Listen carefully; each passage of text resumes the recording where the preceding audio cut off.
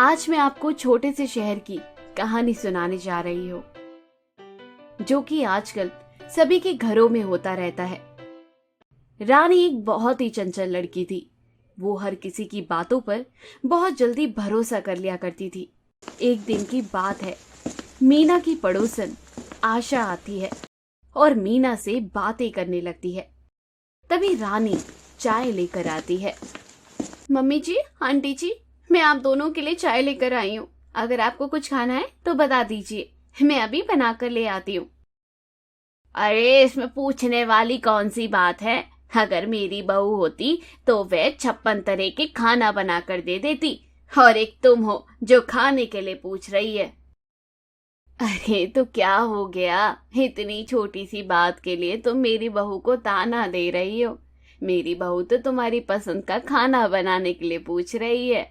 अरे मैं ताना कहाँ दे रही हूँ तुम्हारी बहू को?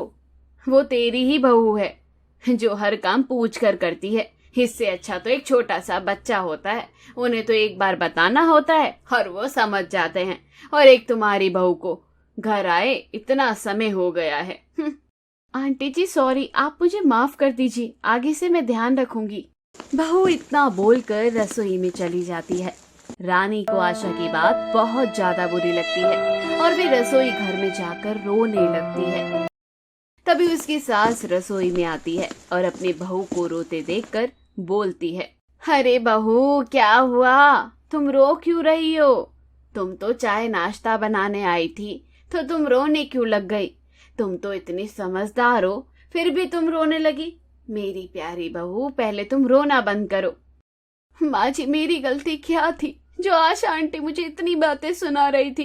अरे बहू, इसमें तुम्हारी क्या गलती थी? तुम तो बस पूछ कर अपना फर्ज निभा रही थी।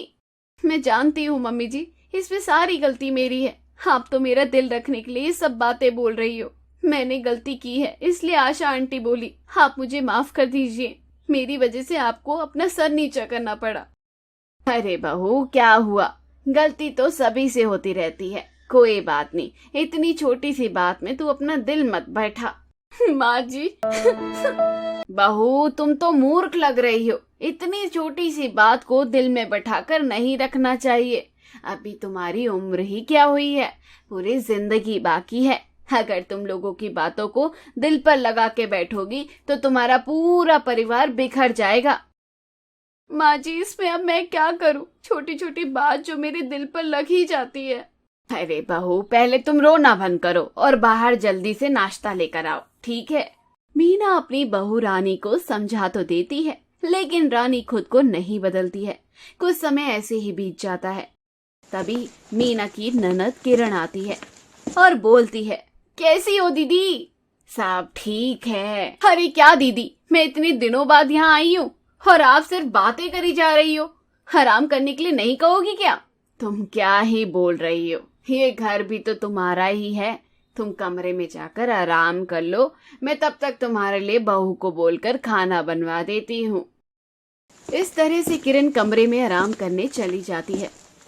असल में किरण बहुत ही चालाक किस्म की औरत थी, जो अपनी बातों से किसी को भी आसानी से उलझा लेती थी। ऐसे ही एक दिन किरण रानी के कमरे में जाती है और बोलती है, हाय रानी, तुम तो बड़ी अद्भुत मेहनती हो, ये बात तो मानना पड़ेगा। बहू, तुम तो इस घर को अकेली संभाल लेती हो।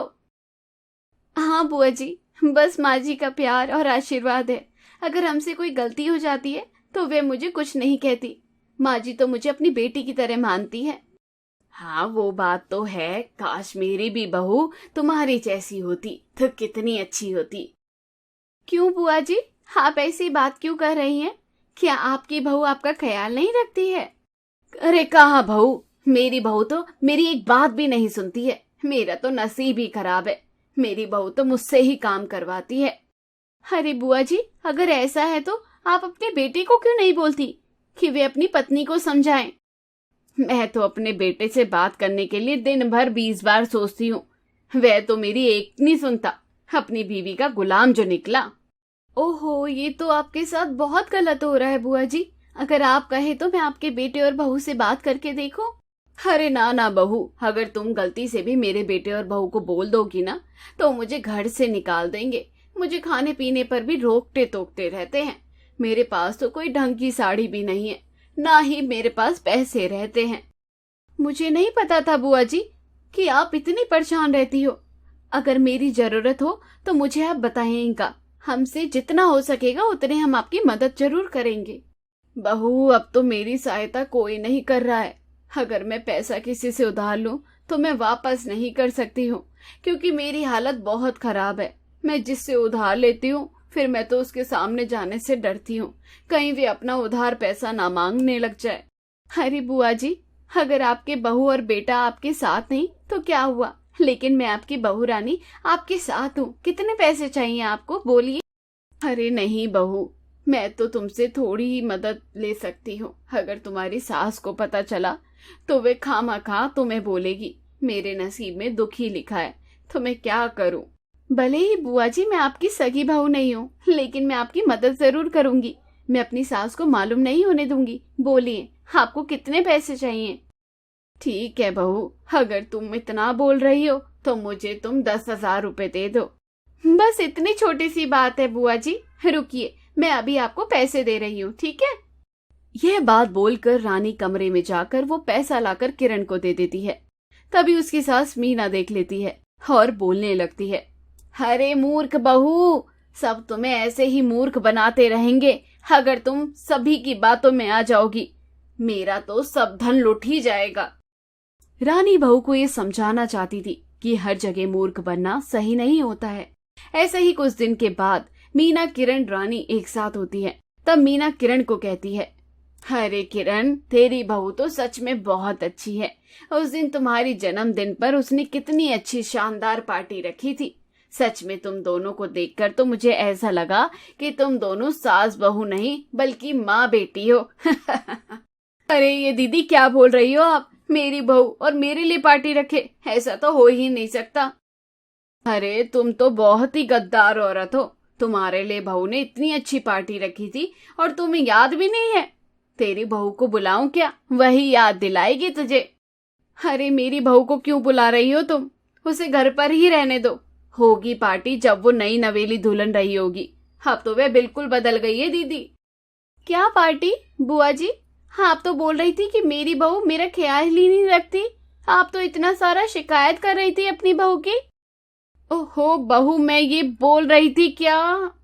अरे बहू, ये क्या बताएगी तुम्हें, इसे तो बस झूठ बोलना आता है और इसने उस दिन तुमसे झूठ बोलकर पैसा ले लिया। मैंने सारा इसका काला करतूत देख लिया था।